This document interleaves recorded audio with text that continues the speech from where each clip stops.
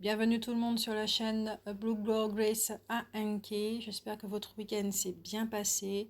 Nous revoilà pour le 7e chakra, d'accord, et y compris le 8e qui est extrêmement important puisque il s'occupe vraiment de tout ce qui est continuum espace-temps, donc le couloir du temps, les voyages astraux, les choses comme ça, d'accord.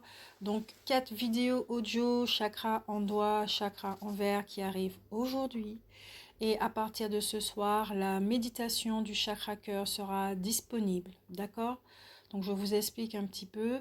Vous aurez une méditation pendant 3 jours, rien du tout pour voir effectivement les effets, d'accord, de cette méditation. Si vous voulez noter aussi ce que vous avez remarqué et les mettre en commentaire, sauf si vous avez des questions à poser. Et puis, tous les 3 jours, vous aurez une méditation comme ça. Donc, on commence effectivement par le chakra cœur, ensuite les chakras du bas pour monter vers le haut. D'accord? Mais il est très important de commencer par l'amour. C'est l'amour qui soigne tout, votre fluide. On va le réveiller très doucement. Et c'est lui qui va faire ce qu'il y a à faire. Point. Donc, le 7e chakra, qui est aussi appelé celui du sommet, chakra coronal, centre du sommet. Il est situé au sommet du crâne.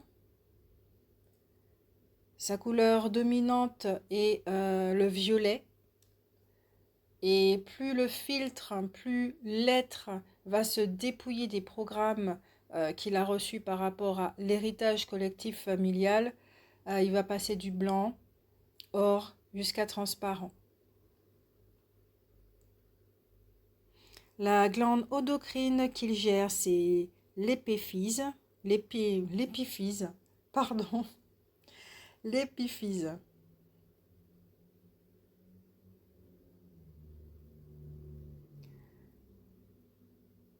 Alors, au niveau du descripteur, d'accord, c'est tout ce qui est entité et sens spirituel comme des formes d'esprit ou de déité, des anges et des puissances que nous pouvons canaliser et voir. Ce qui renferme la capacité masculine, donc yang, de vivre notre identité divine en exprimant notre but suprême, et la capacité yin d'absorber les énergies essentielles pour nourrir notre nature spirituelle.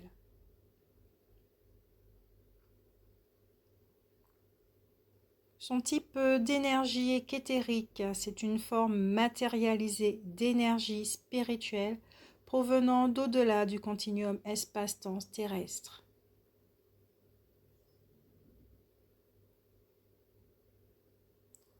Son principe. Alors, le chakra du sommet réunit toutes les énergies des autres chakras. Il est le point de rencontre et de fusion des forces cosmiques, de l'esprit divin avec nos propres énergies pour l'accomplissement suprême de soi. Il est le centre de nos origines, de notre mort, de notre présent et de notre renaissance perpétuelle. Point de fusion, le chakra coronal permet d'atteindre la synthèse ultime. Chaque partie de notre corps et de notre esprit est un tout qui se fond dans l'ensemble social, qui lui-même fait partie d'un tout, sur terre et dans le ciel, au milieu des forces cosmiques et universelles. Il est l'unité absolue. Il est le siège de la connaissance intuitive, parfaite et totale, car il nous élève au cœur de l'Esprit divin, siège de toutes choses. L'ouverture de ce chakra, de ce centre énergétique, débloque totalement les autres chakras. Il rayonne tant que tout votre entourage, d'accord, en est favorablement influencé. En vous se trouve la conscience de l'unité de tout, dans l'accomplissement des desseins divins au travers de vos actes.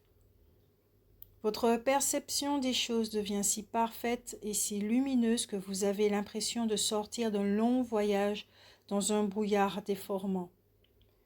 Ce long voyage, c'était votre vie passée. Vous avez désormais atteint la lumière. Nous n'émettrons qu'une seule réserve. L'ouverture de ce chakra n'est possible qu'après un long travail sur tous les autres. D'accord? Alors ne mettez pas la charrue avant les bœufs. Relié à l'épiphyse, le cortex cérébral, ainsi qu'à nos chakras supérieurs, ce chakra gouverne de nombreuses fonctions organiques intérieures et extérieures. Centre psychique de la connaissance supérieure, il reçoit les énergies spirituelles et la guidance nécessaire pour activer notre but suprême. Comme il est connecté à des plans supérieurs, le septième chakra est perçu comme le centre de notre divinité, le lieu où nous entrons dans l'unité avec la source divine et tous les autres êtres spirituels. Les recherches récentes associent l'épiphyse à des propriétés biochimiques et électromagnétiques, favorisant une bonne santé, mais permettant également l'illumination. Au niveau biochimique, l'épiphyse régule l'usage du tryptophane, un acide aminé pour produire des hormones contrôlant le sommeil, l'appétit, les émotions, les rythmes circadiens, la température corporelle, la conscience et les expériences mystiques et psychiques. À savoir que cette hormone, la tryptophane, fait partie de la sérotonine, d'accord? Donc pour en prendre soin, la stimuler, il est très bon de manger du riz complet, c'est ce qui est préconisé, d'accord? Des légumineuses comme le soja, les haricots, les lentilles et les pois, les crucifères comme les brocolis, les choux-fleurs et les choux de Bruxelles, les œufs, le lait de riz d'amande, les viandes comme les volailles et les abats, ceux qui sont végétariens, les poissons gras, ceux qui sont véganes, noix, graines, chocolat noir, bananes, d'accord? Boire beaucoup d'eau, faire du sport, de prendre de la vitamine B9, B12, B6, des oméga 3, d'accord? Et puis tout ce qui est les huiles, hein, graines de lin, noix de Grenoble, l'huile d'olive et puis du Griffona aussi. Tout ceci pour stimuler la sérotonine qui est très très très très importante au niveau du cerveau. Voilà, qui gère aussi les humeurs, les choses comme ça. Donc je le répète, je ne suis pas médecin, je me suis juste documentée, d'autant plus que pour moi, voilà, je me suis documentée pour moi, donc je fais partager ces infos aussi. N'hésitez pas à aller voir un médecin nutritionniste pour tout ça, faire des examens et tout, voilà. Euh, donc on reprend tout ce qui est principe du septième chakra, d'accord?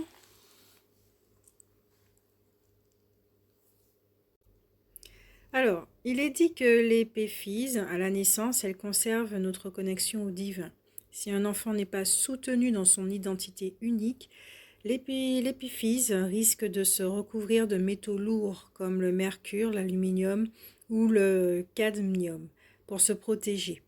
Ces métaux empêchent l'éveil spirituel qui commence normalement à 13 ans et peuvent causer des problèmes de santé plus tard dans la vie, comme la dépression et l'insomnie. Donc, au cours de la ménopause, ce qu'il faut savoir aussi, c'est que les hommes comme les femmes sont censés transférer leurs fonctions régulatrices hormonales des glandes sexuelles, donc ovaires et testicules, et de l'hypophyse vers l'épiphyse, ce qui entraîne une cascade de changements hormonaux qui font avancer notre conscience et favorisent la guérison physique. Il est possible d'effectuer le transfert vers l'épiphyse.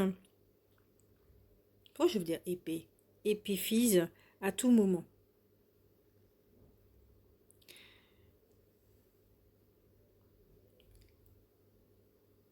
Le septième chakra est source de conscience divine. Son siège est notre unité avec tout.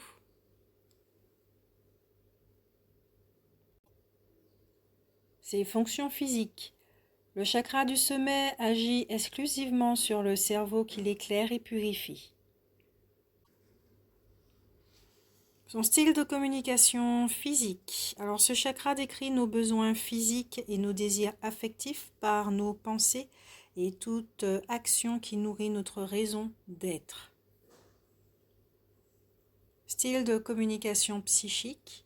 Donc à un niveau supérieur de conscience kinesthésique, ressenti comme l'inspiration divine, des expériences métatoniques ou extrêmes, hein, comme l'éveil spirituel ou autre. Style de communication intuitive, donc source de prophétie, capacité de percevoir les désirs de la source divine. Comme on dit hein, dans notre langage, ce que notre âme veut, communication avec notre âme. Détection de l'ouverture du chakra du sommet. Alors, si nous n'avons pas traité de la détection de surdimensionnement de ce chakra, c'est qu'il ne peut y avoir de surdimensionnement. Hein. Le chakra du sommet est soit ouvert, soit fermé ou presque fermé. C'est-à-dire qu'il y a beaucoup de mémoire qui l'encombre, car dans tout individu, il y a une parcelle d'interrogation sur les mystères divins, ne serait-ce que sur la vie, la mort, l'avant-vie, l'après-mort. Donc, ce centre énergétique est rarement ouvert en grand naturellement. Aussi, partez du principe qu'en vous, il est fermé et qu'il n'y a pas lieu de détecter les signes de sa fermeture, mais plutôt les signes avant-coureurs de son ouverture. Vous avez transcendé votre peur de l'inconnu, rompu le confort de votre ignorance,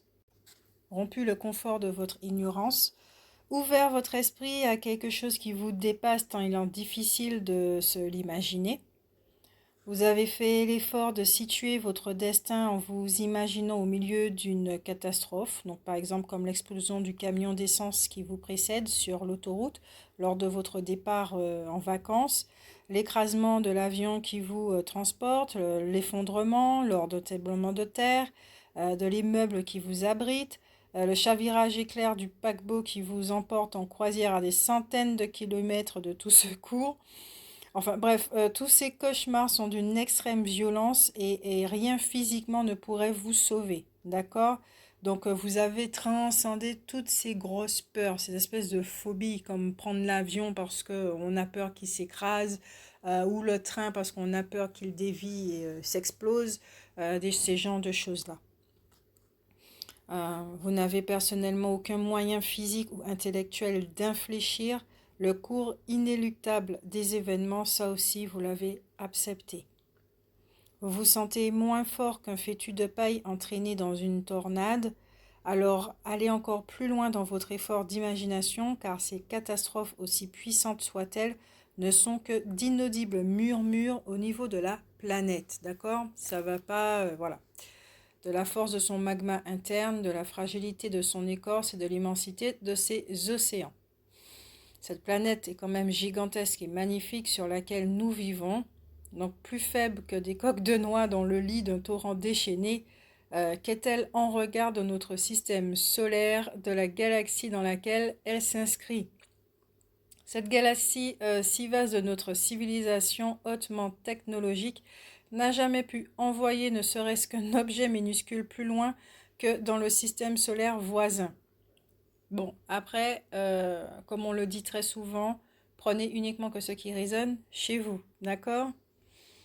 Bon, là, on se replace dans le temps. Avec les milliards d'années du Big Bang originel, on commence à compter en années-lumière, en dizaines et en centaines d'années-lumière.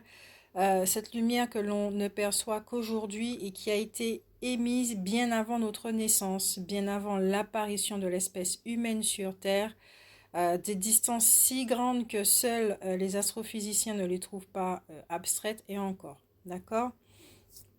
Donc, simplement lever les yeux vers le ciel étoilé, on commence effectivement à se demander s'il n'y a pas de la vie autre part. Donc, effectivement, il y a une ouverture de ce chakra, une ouverture sur l'impensable par rapport à toutes les croyances que nous avons ingurgitées depuis que nous sommes enfants. Donc, d'essayer de nous situer dans cet ensemble directement perceptible, on sent déjà notre chakra du sommet s'entrouvrir. Vous avez compris que vous êtes la composante d'un tout qui est un et régi par des forces qui vous échappent, sur lesquelles vous n'avez aucun contrôle, aucune influence. Oui, bien comprendre que nous faisons partie d'un tout. Nous sommes un. Lorsque ce chakra s'ouvre, effectivement, c'est parce que nous avons vraiment intégré cette loi divine, cette première loi divine qui est nous sommes un. D'accord? Alors, les problèmes que cela peut engendrer au fil du temps, on parlait de dépression et également d'insomnie. Il y a aussi les troubles du système immunitaire comme les cancers, d'accord, des problèmes osseux, désordres neurologiques, des choses comme ça. Tous les problèmes liés à l'épiphyse qui fonctionne à titre de centre d'harmonie psychique et de raison d'être, ainsi que comme régulateur du système immunitaire. Les troubles et difficultés d'apprentissage, on peut y mettre aussi la schizophrénie, les troubles de la personnalité multiple, les névroses ou psychoses, les dépressions majeures, des maux de tête qui provoquent des étourdissements ou vertiges, d'accord, des dissociations ou sensations de perte de pied, toute forme de déséquilibre, manque de connaissance de soi, manque d'orientation. Les dépendances peuvent prendre la forme d'adhésion excessive à un groupe religieux ou au spirituel qu'on est trop extrémiste ou à ses dogmes. Donc, il peut y avoir aussi des suralimentations ou sous-alimentations et usage compulsif de la prière ou de la méditation. Lorsqu'on veut être vraiment trop au perché, voilà. Donc, un équilibre, une régulation à toute chose, d'accord. Il y a une expression qui dit l'excès en toute chose nuit en notre santé. Ben voilà, cette expression-là, elle vient justement elle est spécialement dédiée au septième chakra. Donc, ce chakra renferme les moyens réceptifs pour comprendre le cheminement.